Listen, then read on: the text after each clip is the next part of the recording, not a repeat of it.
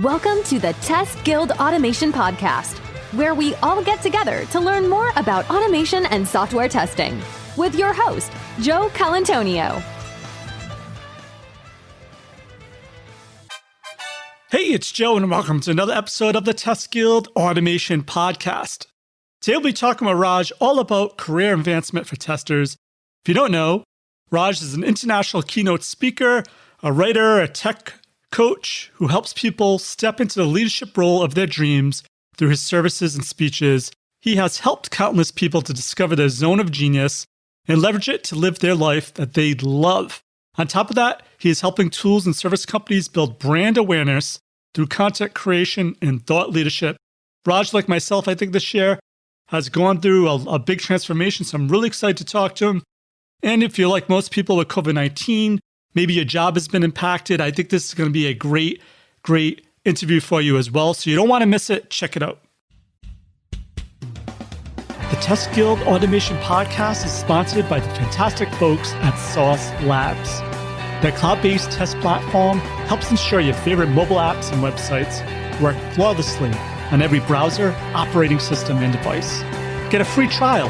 Visit testguild.com/Sauce Labs and click on the exclusive sponsors section to try it for free for 14 days. Check it out. Hey, Raj, welcome to the Guild. Hey, Joe. Thanks for having me. Super exciting to be here. Cool. Yeah, I'm really excited to have you on the show. You know, when we first met, you were working as an evangelist for a very popular AI-based company. You've actually presented at a lot of my online conferences. So really curious to know, before we get into it, is there anything I missed in your bio? And then I want to learn a little bit more about where you are right now since the last time we spoke. Yeah. So as you said, I was doing developer evangelism, which is a fancy word for a person who is doing R&D for a testing tool company and also speaking at conferences from a thought leadership standpoint, right? So I was doing that. But before that, I was doing hardcore automation testing. So throughout my life for the past 15 years, I've been writing code to build utilities to test better. That's who I am. And in the past 15 years, apart from doing hardcore testing alone, I was also interested in a lot of other activities like writing, where I share my thoughts through writing and publications. Then I loved helping people in terms of personal development and advancing their careers. So I was a manager, I was a test lead, I've done performance reviews, I'd led a team of over 50 people. And finally, I also had this itch to do something on my own because I knew that I had the potential to impact people from a personal and a career standpoint. So in the past 15 years, I've gone through various roles from tester, developer, back to testing, to lead, to manager, developer, evangelist. And now I'm doing tech career coaching where I'm helping people specifically in the tech industry to find their dream job and become successful leaders. And apparently, I realized that I've been doing that for the past 8 years. So I thought, you know what, I should do this full time. So that's why I switched from developer evangelism. And right now I'm doing tech career coaching. I love that. You know, many years ago when I was struggling with my career, I wanted to be a musician and I obviously failed at that. I looked at a book called What Color's My Parachute, I think it was called. And it had a section about transferable skills because I wanted to get into software. And I'm like, well, I don't have nothing to do with software. I'm a musician. And so that really helped me realize I had life skills that actually were transferable to other positions and I shouldn't be afraid to try it. And it sounds like you had the same way. You were writing, you were doing things within your current role as a tester, as a leader, and you were able to take that and actually transition those skills to a different area, yet it was totally different. Is that like a key that people maybe struggle with? They think they may not have the skills and not realize that actually you have a core set of transferable skills you can use at different positions in different areas? Yeah, I think just to take a step back and give some context here, I think till about 10 years ago, the name of the game was to master in something, to be the expert in something. He is the AI expert or he is the mainframe expert. And now we don't have mainframe. And then you are the cloud expert. So people were using this word expert. But then what happened was with advancements in technology, apparently there's so many different things which you have to do as part of your work. It's not only coding, but you have to have people skills. You need to have good communication skills. You need to be good leaders. You have to have good leadership skills. And then you have to have good writing skills because you write emails. And then you have to have good body language and tone of voice when you talk to developers and talk to other people and tell a compelling testing story. So now the name of the game is being jack of all trades and master of none. Yeah, I know it sounds cheesy, but that is the truth of the matter, because you need to know the basics and get your hands on all things technology, because you never know how the trend is going to be in the next year. So you just have to be open to new opportunities and try so many different things. And that's why, like you mentioned, you were a musician, then you're trying so many things, and you were hardcore tester as well. Now you do podcasting. And for me, apart from just hardcore testing, I was doing other things as well, because that's how you explore different opportunities, you explore your creativity, find your passion, and do something meaningful in life. So I think the name of the game has changed from being an expert to knowing a little bit of everything right now. And I think that's what defines success, especially in this day and age we live in currently. So I think that's really true. So why do you think it's important that people not just focus on one thing? Is it because of the nature of disruption in our industry, in the tech industry? Things change so much, technology changes so much, but these other skills will always exist regardless of what the technology is? Exactly. Yeah. I feel that it's a two-part thing, right? The first part is no matter what the technology is and no matter how the world changes, there are certain basic skill sets which are going to live on forever, starting with communication skills and soft skills. Research suggests that about 70 to 80% of the recruiting decisions actually are done based on how you communicate with them during interviews, how you communicate to them via phone calls, right? So soft skills are so important. In fact, the study was conducted and found that about 80 to 90% of our daily life is mainly communication, apart from just being in siloed environments and doing whatever we are asked to do, right? So basic skill sets like communication, soft skills, and then being a good listener, and then empowering people. So those are all basic things which you need to have no matter what technology or what era you are in.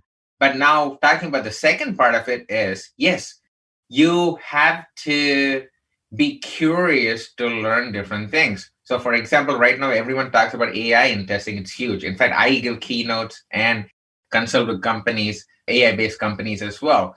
But while we are talking with AI, we are seeing different trends coming into the picture where we have online collaboration tools, then we have cryptocurrency, we have blockchain, we have so many new technologies which are developing as well, which people are not talking about yet.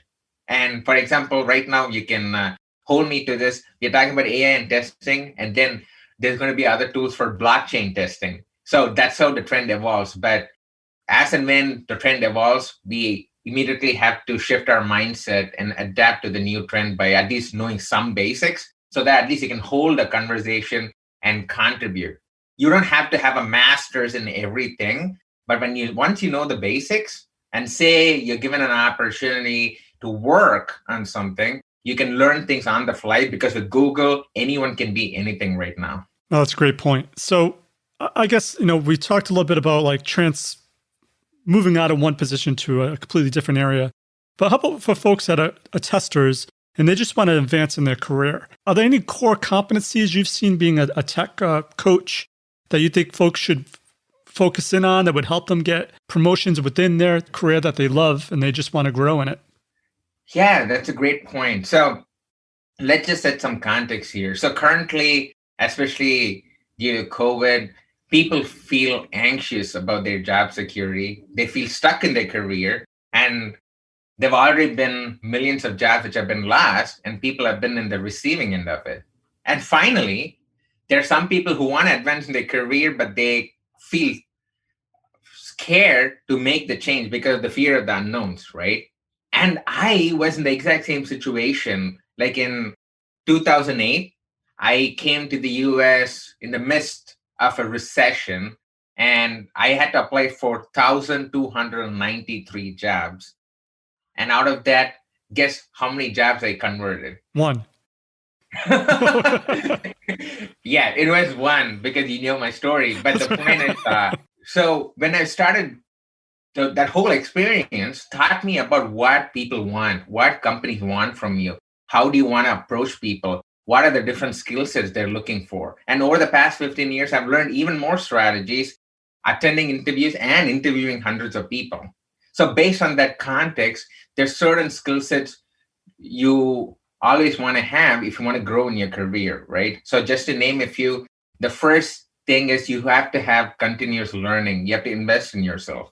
That is so important. And we kind of touched upon it a bit, but just to reiterate, you have to be ready to invest in yourself. So what does that mean? Take online courses, have mentors, hire coaches, and you have to continuously try to grow. Because this is the thing, you don't have to reinvent the wheel. If you don't know programming, you don't have to start right from the beginning. There are already great programmers out there. Reach out to them and they'll literally give you the golden nuggets for to fast track your growth, right? And taking a lot of courses also is going to open up so many different opportunities for you in terms of what you can do and you cannot do. For example, you would be thinking, you know what, I want to be a test manager for 4 years. And then once you take these courses, you would think, maybe being a technical architect is something which I need to focus on right now because I like creativity, I like technology, and I want to be hands down in testing and architecture, right? So based on my experience, I think continuous learning is the first number one thing you need to do. You have to invest in yourself and don't be afraid to do so because there are thousands of people applying for the same job. There are thousands of people trying to advance to the same position that you are in right now. What makes you better than other person?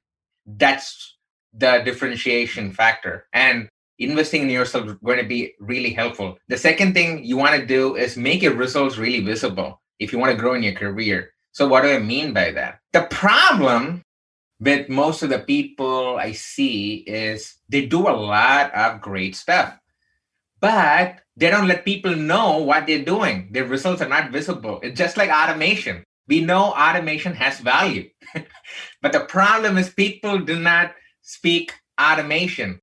If you want to make people take automation seriously, you have to continuously talk about it during daily stand-ups, retrospective meetings, team meetings, one-on-ones. And then you plant the seed that, oh, okay, automation is really important. Similarly, if you're doing some great things in your team, like say you solved a really complex problem, or you built a utility which is saving the company millions of dollars, you need to echo that to your team during daily stand-up meetings, retrospective meetings, one-on-ones. Talk about that, like how you brought value.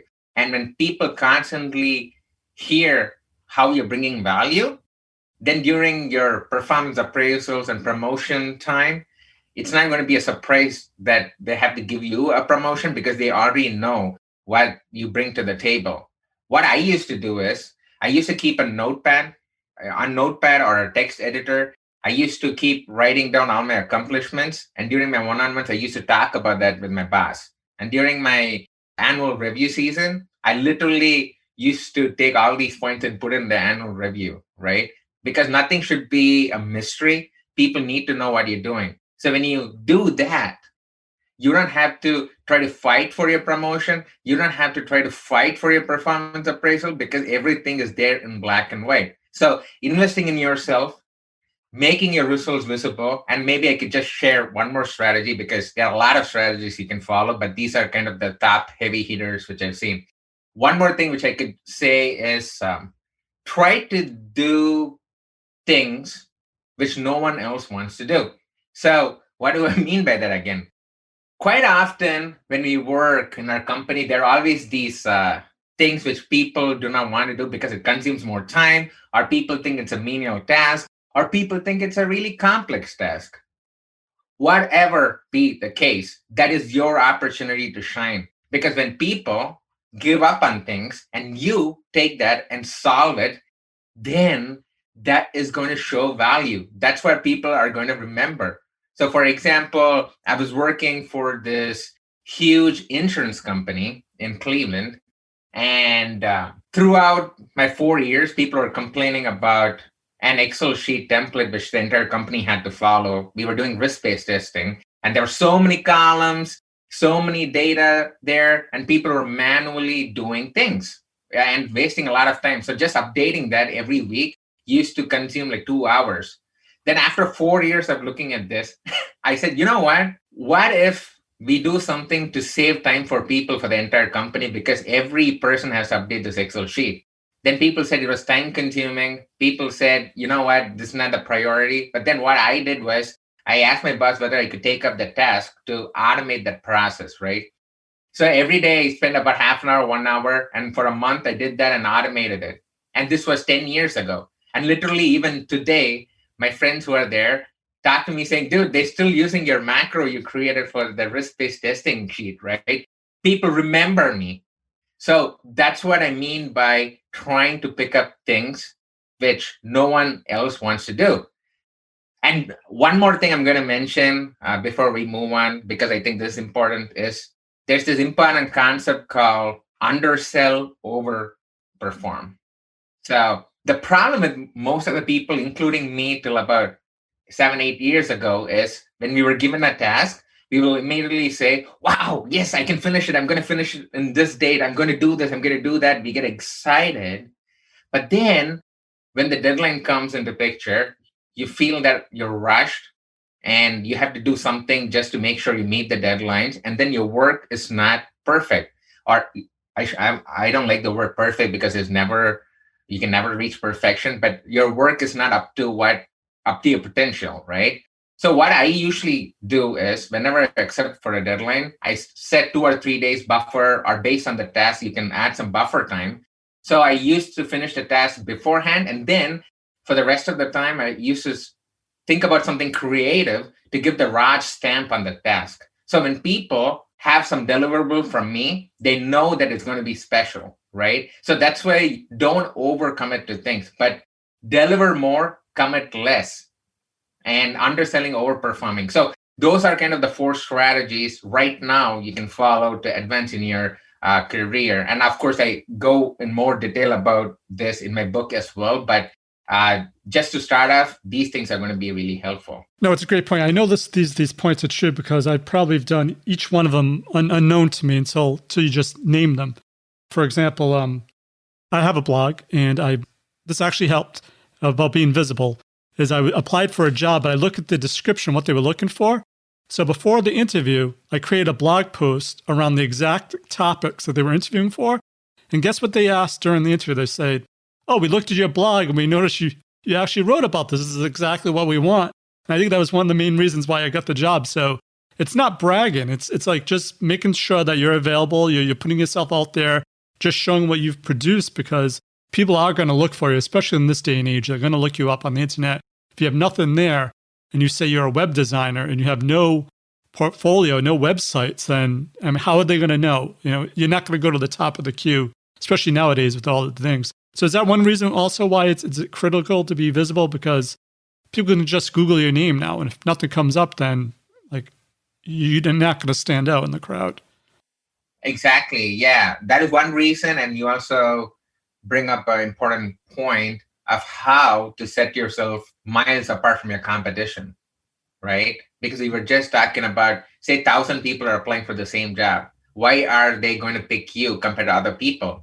Let's take your example. So you're applying for a job, and then literally based on the job description, you wrote a blog post, and then during the interview, they literally talk about your blog post, and that was one of the key factors which got you the job, right? That is a perfect example of what you need to do right now, how to set yourself miles apart from your competition, right? You have to think about different things you could do to stand out from the crowd.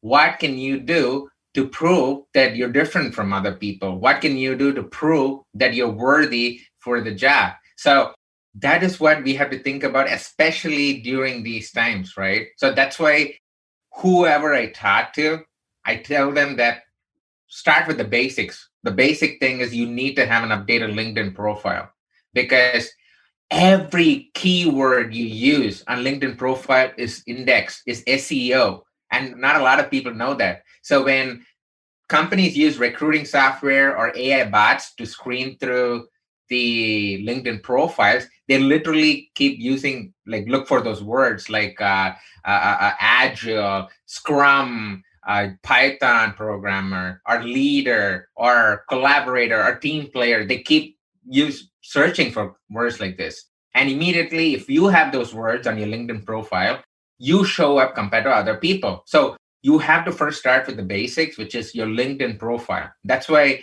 when I talk to people and help people, I do what is called a profile analysis. First, we have to figure out what state you are in right now. Because some people will say, I'm not getting a job, and they don't even have a LinkedIn profile, right? So you have to start with the basics.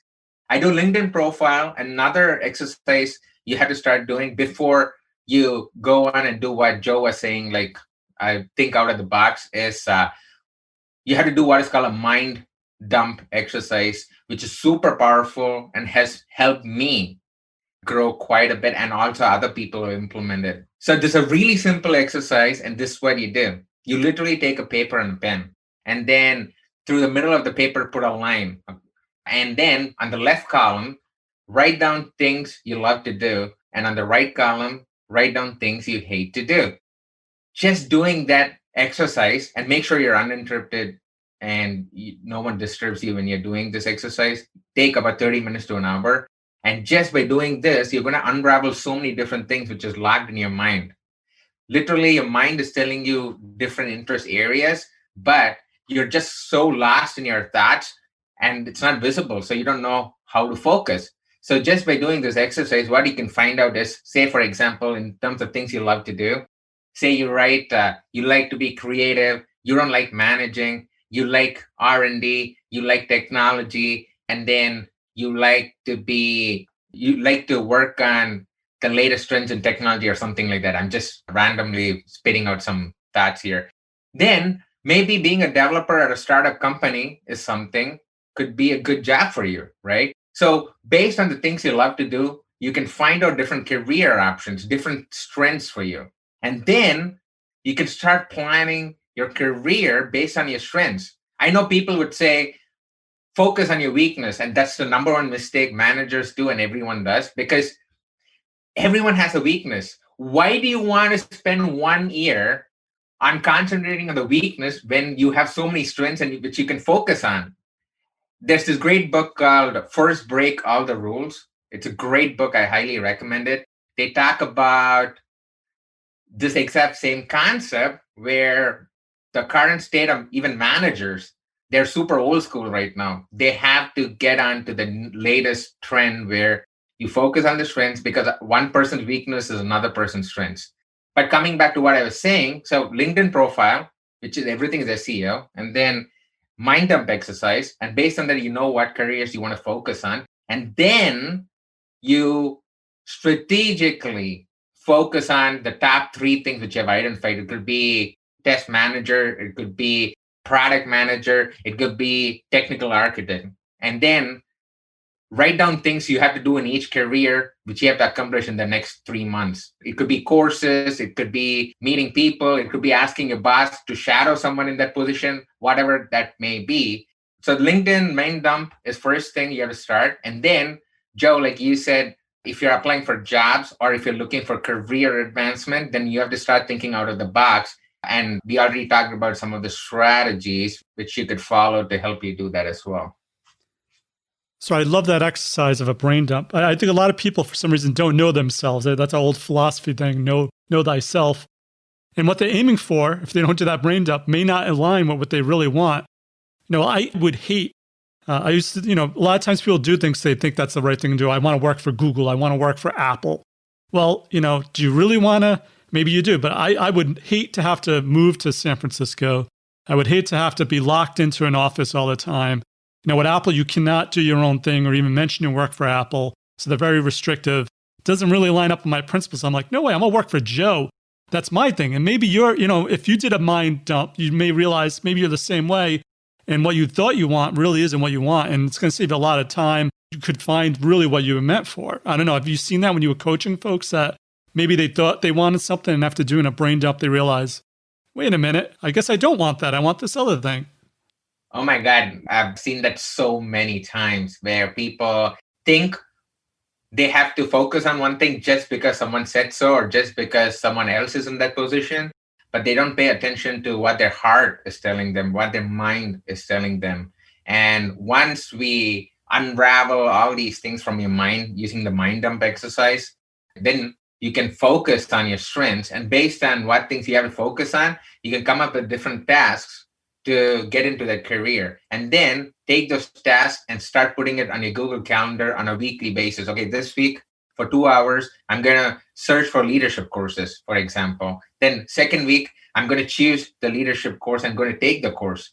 Third week, I'm going to start to talk to my boss about shadowing another leader, right? And then in 3 months, when you strategically plan out this whole thing, you'll be in a better state to get into a QA manager position, for example, or at least be in consideration for that role because you've shown proactiveness to reach to that destination. And this is what I tell people. It's a really simple example, but just hits the point straight away. You cannot use Google Maps and not put a destination address and just complain that Google Maps is not working properly. And that's exactly our career. You cannot keep doing random things, which is not focused on your strengths, and then complain that, you know what, the world is against me or things are not working out for me because you yourself do not know what destination you have to go to. You yourself do not know what your career is. You already lost, right? Like Helen Keller once said, the only thing worse than being blind is having sight but no vision. Oh my God, just by saying that, I'm getting goosebumps. So that is so true. So you need to know where you're heading. I know people talk about 5, 10, 15-year plan. I think that's bullshit because it's really hard to judge what are you going to do in the next 5 years. Joe, you can relate to this because me and you are doing some other things 3 years ago, and now we're totally different. Yep. Right? So don't have 5, 10, 15-year plan. Yes, I'm going against all the big people who have said have this 5, 10-year, 15-year plan. That does not work. Trust me on this. You need to have 3 to 6 months plan. And then based on the 3 to 6 months plan, see what worked. And then come up with the next 6 months plan. It's okay to think about where you want to be. That is totally fine. But your actions should reflect the short-term goals because that's what is going to give you ideas on where you want to go in the next couple of years. So think small, get more focus, and then you strategically start looking at what career options and try to grow in them. That would be my biggest advice based on my experience. Great advice. What are your thoughts on side hustles? I think a lot of times people think, oh, I need to leave my job because it's not my passion. And then they're like, all right, now what? If you worked on a side hustle, like, and once again, I don't mean to keep going back to myself, but I was doing a side thing. I was doing a podcast, online events, and I loved my job. I didn't think I'd ever get laid off. And then guess what? I was laid off. But luckily, you find out how lucky you get when you work on a side hustle for 10 years, because after I was laid off, because I have done that for 10 years in the background, I just transitioned to, all right, I'm going to do my side hustle now full time. Is that something you think people maybe overlook, that maybe they should maybe experiment a little in their spare time on what they think they want to do and see how that goes? And then, that could explode then at some point if it really matches what they can do in the future. 100%. I think part of being human is being creative and having different ideas. But the problem is, how do you focus on which idea to implement? That's the question everyone asks ourselves, right? I believe, yes, you could have a full-time job and on the side experiment with things, because experimentation, I believe, is the key to success. Take me as an example. So I started my company in 2017, mid 2017, and now it's 2020, right? And I was doing this as a side hustle. I was coaching people already. I was training people giving workshops, not only in the US, but even internationally as well for companies, while holding a full-time job. Now, why did I do that? So first thing is, I'm human, I have different interests, and you get only one life. You want to see what your potential is and try to explore your passions. The second thing is, you can always have the cushion or the buffer of your full-time job to get in some money and then take some portion of the money and then put that in your side hustle. So that's what I did in mid 2017, and looks like that's what you've been doing all along as well. So when life changes, like what happened to you, and for me, I decided to go do this full time. And then for a lot of people listening right now, with COVID, their life would have changed. Maybe they got laid off. Maybe they got furloughed. Maybe they got demoted. Whatever the case may be. Remember, in life, there's no security. There are only opportunities. So when people say you're running your own business, it's so risky. Now people know even if you have a full-time job, you could still be at risk, right? So that is the truth, because life is a bitch and you never know when it's going to hit you. That's why side hustles are really important. Start a hybrid approach if you're not sure of what you want to do, which is holding a full-time job and then concentrating on 2 or 3 things which you like. And over a period of time, you're going to start narrowing down the focus on what gives you more joy, what gives you more impact, what you're passionate about. Then you could probably leave a full-time job and then make your side hustle your full-time job, like what you did, Joe, and what pretty much I did. So to answer your question, yes, 100%, I think having a side hustle or hobbies or other interests apart from just your full-time job is really important for personal growth, exploring your creativity, and finding your passion. Yeah, I think one thing that stops people doing a side hustle is they think they're stealing time from their employer, where you're actually enhancing your employer, because anything you're working on yourself is only going to help your current employer. So it's not like you're ignoring what you're being paid to do. Like everything I was doing on the side actually enhanced what I was doing on my full-time job. I think they can complement each other as well. It's not, try to deceive one or do less in one to do more of the other. That's been my experience as well. Exactly, because the company gets recognition when you get published in a magazine, because this is what happens. You write a great article and it's voted as one of the top articles of the year. Then they see your name. Under the name, you have a bio and your job description. And then you would say, I'm a developer evangelist at this company, and that company gets recognition. People click on the company, start researching the company, then the company gets leads, the company gets customers, the company gets reputation. That's why people speak at conferences, especially from companies. Of course, from a thought leadership standpoint, they want to make an impact. But another part of it is they want the company to get recognition. They want people to buy their products as well, right? It's the exact same thing, like Joe, what you said, which is you can be open about what you're doing because the company is going to benefit from it as well. And when I was doing my side hustles during even the job interview process, I clearly mentioned to them what I do as part of my side hustle. And if they were not cool with it, then it's not the company I want to work for. I want to work for companies who give time to explore your creativity and passion. Of course, there are constraints where you cannot do the exact same job as your company is doing. You can compete with your current job because, of course, that doesn't make sense. But if there's something which really makes you tick, makes you love your life and makes you love your work and makes you get new ideas, then just go with it and try out what works and be open to it, to your boss and to your company. And I'm pretty sure in this day and age, they are going to support you in what you want to do. Okay, Raj, before we go, is there one piece of actual advice you can give to someone to help them with the testing career efforts? And what's the best way to find, contact you, or learn more about your coaching, your new book about to come out? So if there's one piece of advice which I could give testers right now, I would say that you need to shift your mindset and belief system. So if you think, for example, if you think you're worth only $50,000, then the way you act, the way you feel, the way you show up is going to reflect a person who's earning $50,000. But if you feel you're worth $200,000, then the way you show up, the way you react, the way you do things is going to reflect a person who's earning $200,000, right? So it's all about your mindset and belief system. I know a lot of people are scared right now because of COVID, but the fact of the matter is, now we have COVID. Before we had the 2008 recession, then we had the anthrax scare, then we had 9/11. That's because things are always going to happen around you.